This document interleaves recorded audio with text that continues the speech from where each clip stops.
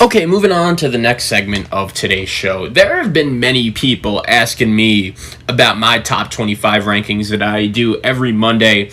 And if you notice that over the last couple weeks, one thing that I have changed in my top 25 that has really been different compared to everyone else's is the fact that I do believe right now Baylor is the best team in college basketball. And I'm someone that has been sitting here on this show and has been telling you guys about just how much I love Gonzaga and the Bulldogs' offense and their ability to just outscore you, and the fact that offensively, I don't think there's any doubt about it, Gonzaga does have the best offense in all of college basketball. But the one small issue I have with Gonzaga is that they only have one way to beat you. They could only outscore you. God forbid their offense isn't clicking on any given night. I think there's a possibility where you could exploit that and take advantage of that. But then you look at Baylor, and it's weird because Baylor, for a team that is undefeated and for a team that is playing in the Big 12 and a team that has a lot of games on national TV, I feel like for a team that is undefeated this late in the season, they aren't getting as much hype as a team normally put in that situation would be. And maybe it's just because of COVID. Maybe it's just because of the fact that they're Baylor and their school traditionally doesn't have that much of a basketball history, even though if you're not aware what exactly the Baylor program looked like when Scott Drew first got there, and then you compare it to where it is now, you should look into that story if you haven't seen it yet, because the job Scott Drew has done since he's taken over in Waco from an off-the-court perspective has been absolutely phenomenal. And now you look at the fact that right now I watch Baylor and my eyes tell me that they're the most balanced and the best team in college basketball. Baylor, I believe, is the only team in college basketball to be top 5 good offensively, to be top 5 good defensively, and they're just so balanced and can beat you in so many different ways, and they have the depth and they have the experience. And right now, when I look at this Baylor Bears squad, I think I'm getting some possible vibes of a team that could win a national championship. I believe that when you look at Baylor, they have all the ingredients, like some of the past national championship winning teams, to get the job done. Here's a crazy stat about Baylor. You realize that all of their wins have came by 8+ points? You realize how hard that is to do when you're a team that every time you're facing off against your opponent is looking at you in the eyes and saying, all right, this has the possibility to be our Super Bowl. We have an opportunity to get a season-changing win. Texas Tech had that opportunity at home a couple weeks ago. Kansas had that opportunity on the road in Waco last Monday. Auburn had that over the weekend. And like many other of Baylor's opponents, those teams just have not been able to get the job done. And I said it a lot last season. I believe that last year, if the NCAA tournament would have taken place, Baylor would have won. They would have been my pick to win the whole thing. And one of the many reasons for that was because last year, I believe Baylor was the most consistent team in college basketball. They did take a couple losses. They had a couple bad losses. I remember they had an early loss to Washington, and that Husky team ended up being not only bad, but terrible. They had a road loss to TCU, a Horned Frog team that Baylor was significantly better than, but each and every time Baylor suffered a setback, they were able to come right back, and they were able to get the job done, and they were able to lock in and bounce back. And I do think when you look at this Baylor team, the fact that they haven't even faced any hiccups yet is super impressive. Not only have they lost a game, all of their games haven't necessarily been close. And maybe in order for Baylor to get that championship experience and in order for them to get that championship pedigree and championship mindset, maybe all they really need is just to play in a close game. But to be honest, their close games just haven't happened yet. Now, if you're a Bears fan, the one thing I will say is that the schedule, it gets harder, starting with a road game tomorrow at Texas, who I think, along with many other people, are the second best team in the Big 12 behind Baylor. But I mean, it's unbelievable. Baylor has already went into Oklahoma State and won. They went into Texas Tech and won. They went into Oklahoma and won. And they hosted Oklahoma and won. We're gonna talk about the Sooners a little bit later and just how impressive basketball they're playing. But Baylor was able to beat them. They were able to beat Kansas, and we'll see what they'll be able to do on Tuesday night against Texas Texas, because the one thing about the Longhorns is I do think they have the unique ability of maybe being able to frustrate Baylor with their size and with their athleticism. As deep as Baylor is, and as much as I love their depth, they do play a traditionally small lineup. And when your strength, like Baylor's is just playing those guards on the perimeter, and we all know defensively how good those guards are, guards that can just get in your face at all times. I do think that when you look at Baylor and they're playing that 4-5 combo of Mark Vital and Flo Thamba, and I know Matthew Meyer will get some action in there as well, I think Texas, if they're going to win this game, could have the ability to exploit that matchup, because Mark Vital, as good of a rebounder as he is, and we know he's 6'6", 6'7", it is unbelievable just how tough he is and just how good of a rebounder he is. However, at the same time, Texas has Greg Brown, they have Kai Jones, they have Jericho Sims, they have guys that are significantly longer and thicker than Baylor. So we'll see if the Bears, what they'll be able to do with that matchup. But at the same time, I do think right now I feel comfortable saying that Baylor is the best team in college basketball. And even though I mentioned that all of their wins have been by 8+ points,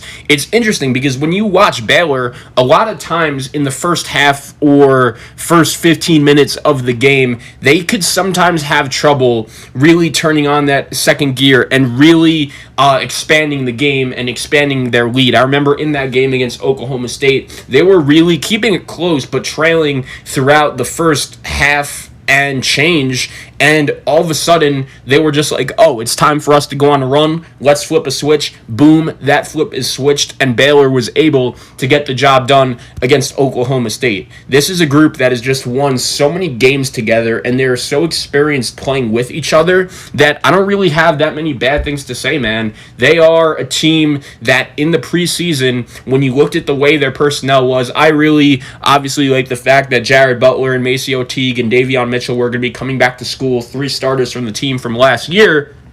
But let's not forget Freddie Gillespie and just how important he was to the Baylor Bears team. And when you combine that and the fact that Baylor was going to be losing him, a guy that when I watched Baylor last year, I believe Gillespie was just so important to the way they played and the style they played in their game plan, with his ability to hit the offensive glass and him being such a good passer.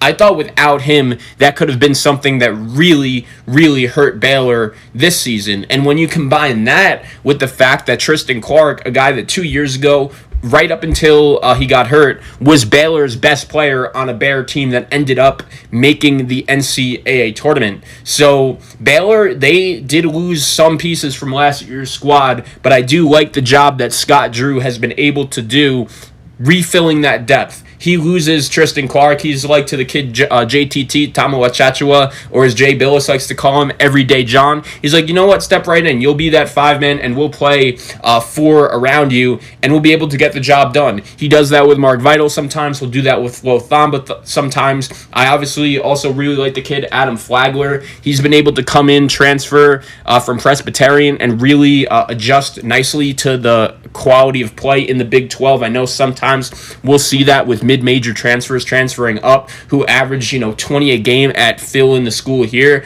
and then they get to the ACC, they get to the Big 12, and sometimes it could be hard for them to adjust to the level of play and the style of play. But that is not something Adam Flagler has done. He's been really good, really consistent. Carleigh Jones of Louisville has been another guy that I think has done a really nice job, really been able to adjust to the style of play that is in a conference like the ACC and like the Big 12. But with Baylor, all of their wins are by 8+ points, and the job that Scott Drew has done with this team has been really, really incredible to watch. And in this game against Auburn, against a kid like Sharif Cooper, and we all know just how dynamic and how fun to watch Sharif Cooper could be, Baylor did a really good job in this game, only limiting him to 15 points and 5 assists.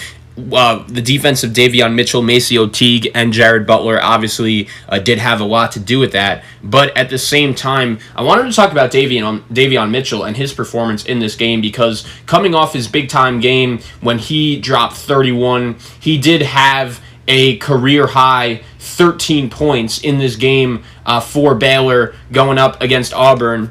And I just really like the different number of guys the Baylor Bears have with the ability to beat you and with the ability to make and create shots, which is something not a lot of other teams in college basketball have. And then in the second half of this game, you have Matthew Meyer, the team's guy that, he's kind of just fun to watch. He's a little bit of a klutz, but he had that dunk in this game against Auburn, and it really turned into a dunk contest, as after Meyer's flush, that really brought up the conversation of the quote-unquote dunk contest that Baylor has had this season throughout their team, who could have the best dunk. And I just wanted to play you Fran Fraschau's call of this Matthew Meyer dunk. Proven it time and time again.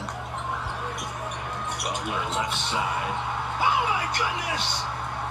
Wow. He jumped out of the gym. If you want to look it up on Twitter, just look up Matthew Meyer dunk versus Auburn. But this is a guy who has now been with this Baylor team for a couple years now, and if Baylor is going to win a national championship, which I think they really could, I do believe Matthew Meyer and his ability to provide the team with energy, it could really do wonders for that Baylor team. And the fact is that Baylor is now 16-0 and is now 41-3 over their past 44 games dating back to last season. That reaction to that dunk and the fact that all of the Baylor Bears were going nuts, that really just shows you the team and the chemistry that I think Scott Drew has been able to build since he's been to Waco. And this is really a team that, for the second year in a row, really does have a chance to win a national championship. This is a team that when I watch them, they just pop out as special to me. And Scott Drew and the rest of his staff deserve a lot of credit, because it's not easy, no matter who you're facing, going 41-3 in a span of 44 basketball games. And the job that Scott Drew has been able to do with this team and with this program since he's gone to Baylor. Once again, if you're not familiar with what exactly the Baylor program was looking like when he first got there, feel free to check it out. It's a very interesting story, but at the same time, heartbreaking story as well, I should say. But at the same time, Baylor's been playing some really good basketball. All they do is win. All they have is depth. All they do is produce. And in a league as tough as the Big 12, the fact that they still haven't lost a game, you got to give these guys credit. I'm curious to see what they could do against Texas. To be honest, I wouldn't even be shocked if they lost that game, just because I don't think we're going to have two teams enter the NCAA tournament undefeated. And when you play in a league like the Big 12, where it's just so hard and there's so many good teams, I would expect Baylor to go into the NCAA tournament with a loss or two. But at the same time, I'm really looking forward to see what these guys could do against Texas. I'm really excited. Tuesday night, big boy matchup.